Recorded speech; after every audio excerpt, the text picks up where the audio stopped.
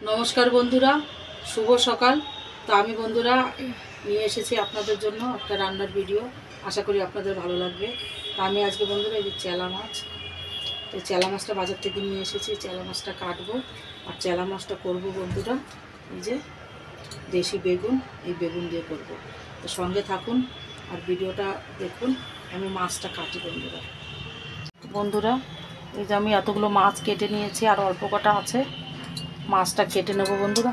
আর এই মাছ কাটাটা অনেক ইজি। এই যে হালকা আঁশ, এই আঁশটা বটি দিয়ে না করলেও হয়ে যায়, ডলা দিলে পরে উঠে যায়, পরিষ্কার হয়ে যায় বেশ। পেট পেটটা কেটে নিলাম, লেজটা কেটে নিলাম, ব্যাস হয়ে গেল বন্ধুরা। বন্ধুরা এই যে মাছগুলো আমার কেটে ধোয়া হয়ে গেছে। আমি কড়াইটা বসিয়ে দিয়েছি, মাছটাতে নুন হলুদ মেখে নেব।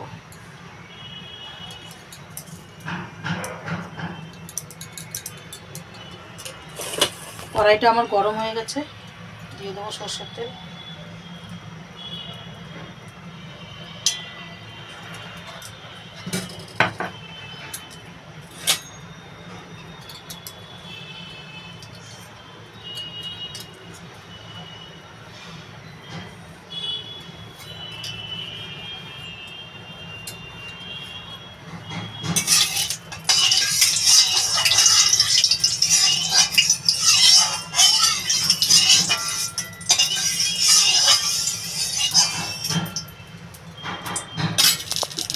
মাছটাতে বন্ধুরা নুন হলুদ মেখে দিচ্ছি।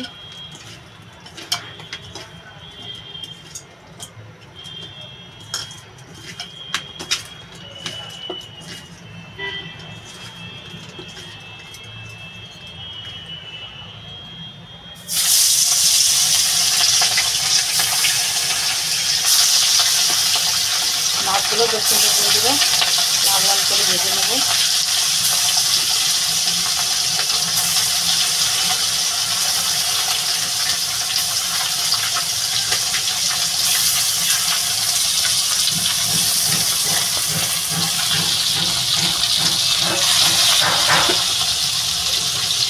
বন্ধুরা এই যে বেগুন আর আলু, এটা আমি কেটে নেবো। আলুটা ছুলে নেবো আগে।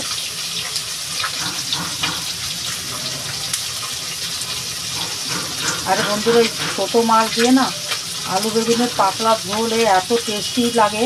আর কোনো মশলাই দেবো না এটাতে, শুধু একটু ধনে পাতা দেবো, ব্যাস সেটা দিয়েই রান্না করব। আর একটুখানি আদা দেবো শুধু ফোড়নে, তাছাড়া বন্ধুরা কিছুই দেবো না।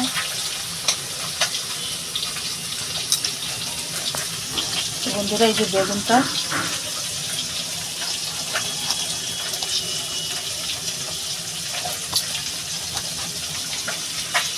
দেখেন একদম কচি বেগুন বন্ধুরা, দেখেছেন? এই বেগুনটা বন্ধুরা আমি নৈনিতাল থেকে এনেছি। নৈনিতাল গেছিলাম, ওখান থেকে, মানে এটা পুরো নৈনিতালও না, উত্তরাখণ্ড আর কি, ওখান থেকে এই বেগুনগুলো নিয়ে এসেছি।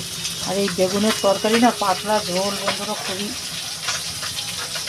তা যেরকম আমি বেগুনটা লম্বা লম্বা কাটছি বন্ধুরা, আলুটাও এরকম লম্বা লম্বাই কাটবো।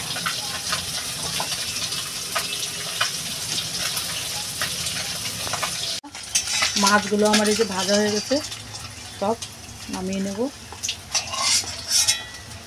এবার বন্ধুরা তরকারিটা বসাবো। আমি সামান্য আর একটু তেল দিয়ে দেবো।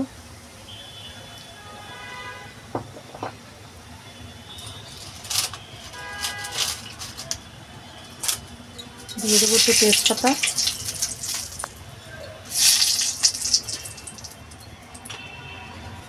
আর গোটা জিরা। এই যে বন্ধুরা আলুটা আমি ধুয়ে রেখেছি, এদিকে বেগুনটাও ধোয়া আছে। আর এই যে টমাটার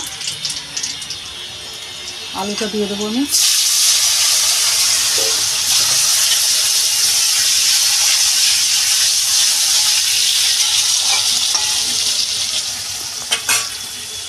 এটাতে দিয়ে দেবো বন্ধুরা স্বাদ মতো নুন দিয়ে দেবো।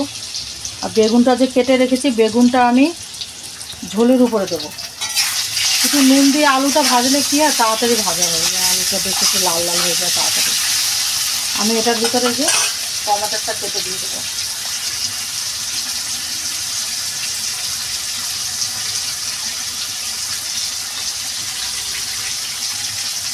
আলু বেগুনের তরকারিতে একটুখানি টমাটার দিলে পরে বেশি ভালো লাগে। তাই মাছ দিয়ে করবেন তাও টমাটার দিলে ভালো লাগে, আর যদি নিরামিষই আলু বেগুন করেন তাও কিন্তু টমাটার দিলে পরে তরকারিটাও ভালো লাগে।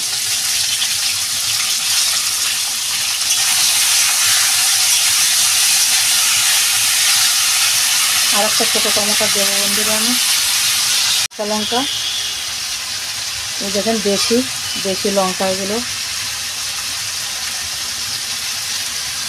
কাঁচা লঙ্কা দিয়েই বন্ধুরা রান্না হবে তরকারিটা। আর এটাতে শুধু আমি ঝোলের উপরে একটুখানি আদা বাটা দেবো, তাছাড়া এটাতে আর বন্ধুরা কোনো মশলা দেবো না। আমার কষানো হয়ে গেছে, এবার আমি পরিমাণ মতো জল দিয়ে দেবো।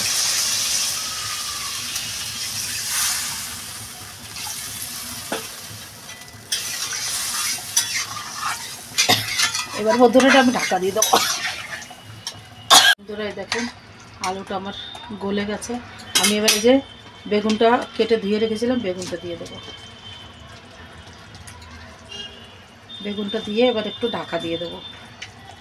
আর যে আদাটা বেটে রেখেছি, এই যে আদাটা এই যে ঝোলের উপরে দিয়ে দেবো। এইভাবে বন্ধুরা এমনি তো আদার তরকা দিয়ে তো তরকারি খানি তেলের উপরে দিয়ে, এইভাবে কাঁচা আদা দিয়ে ঝোলের উপরে খেয়ে দেখবেন, এটা আরও বেশি টেস্টি লাগে তরকারি।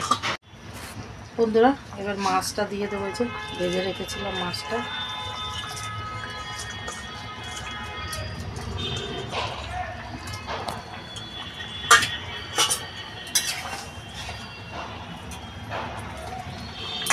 আর এটাতে এবার একটু বন্ধুরা তরকারিটা আমার হয়ে গেছে, আমি একটু ধনেপাতা কুচি দিয়ে নামিয়ে নেব। বন্ধুরা ধনেপাতা কুচিটা দিয়ে দেবো।